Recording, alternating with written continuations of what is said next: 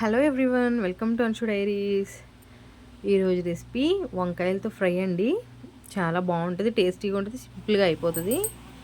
దానికోసం నేను ఇలా తెల్ల వంకాయలు తీసుకున్నాను. ఏ వంకాయలైనా పర్వాలేదు, ఇలా బారుగా కట్ చేసుకోవాలండి. ఫ్రై కదా, మరీ చిన్న చిన్న ముక్కలు అవసరం లేదు. కరివేపాకు, ఆనియన్స్, గార్లిక్, పోపు దినుసులు, జీడిపప్పు, కొంచెం పల్లీలు. అవి ఆప్షనల్ అండి. జీడిపప్పు, పల్లీలు యాజ్ యువర్ చాయిస్ అనమాట. ప్యాన్ పెట్టేసుకుని ఆయిల్ వేడి చేసేసుకున్నానండి.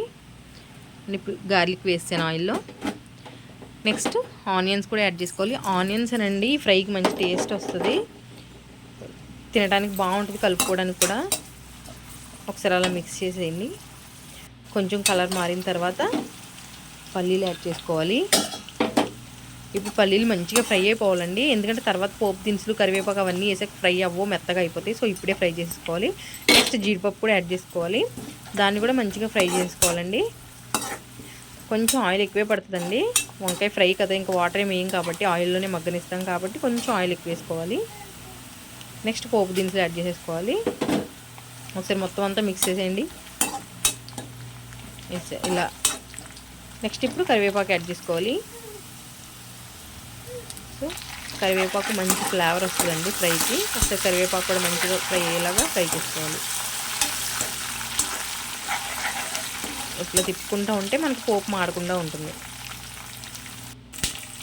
చూసారా, కలర్ చేంజ్ అయిపోయింది. ఇప్పుడు వంకాయ ముక్కలు యాడ్ చేసుకోవాలి. నిలువుగానే కట్ చేసుకోండి, ఇంకా పెద్దగా అయినా పర్వాలేదు, ఎందుకంటే మగ్గిపోయినప్పుడు మనకి వంకాయ తినడానికి కుదరాలి కాబట్టి, లేకపోతే పేస్ట్లా అయిపోతుందండి.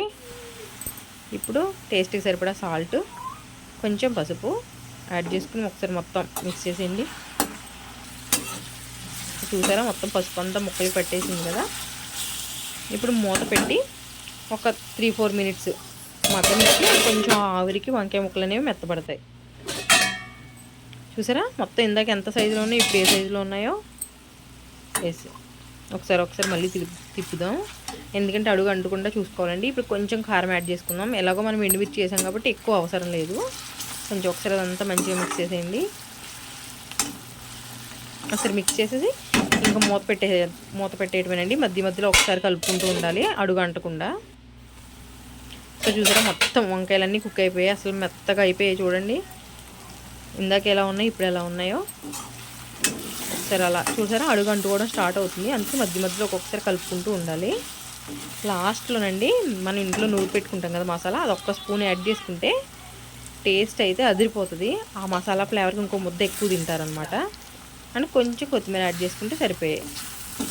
మసాలా యాడ్ చేసాం కదా అని అల్లం వెల్లుల్లి పేస్ట్ యాడ్ చేయకూడదండి, ఉప్పు అవసరం లేదు, ఇక్కడితో సరిపోతుంది. డిష్ అవుట్ చేసుకుంటే సరిపోతుంది.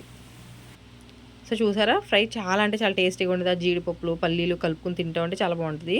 Thank you for watching. Do subscribe my channel.